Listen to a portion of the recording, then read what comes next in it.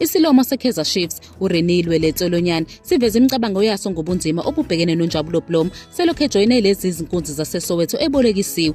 uBlom obuyele kumakhosi ebolekisiwe isizini yonke esuka ku-ST Loas City SC wehlulekile ukuthola indawo ejwayelekile ukuqala eqenjini lomdlalo oneminyaka engu-25 ubudala. Uthwale kanzima ukuze akwazi ukujwayela ijubane lomdlalo ku-PSL osekholele ekutheni umqeqeshi wakhe uNasruddin Nabi kanye nabalandeli beqembu abanolaka kabi kubadlali abangenzi kahle ukuthi bakhathazeke.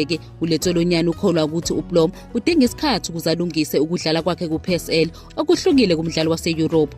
NgokukaLetsolonyane ukudonsa kanzima kukaBlom kuyafana nokukaThabo Cele naye wabuyela ku-PSL esuke e-Europe. uLetsolonyane ucabanga ukuthi uBlom uzodinga isikhathi ukuze alungise futhi abuyelwe yifomu yakhe, kodwa unethemba lokuthi uzogcina engumdlali omqoka kuKaizer Chiefs. uBlom sedlala imidlalo engu-18 ku-Chiefs kule sizini, ikakhulukazi edlala esombini sesibili. Indlela adlale ngayo ibibhekiwe, kodwa uLetsolonyane usanethemba ngekusasa lakhe eqenjini.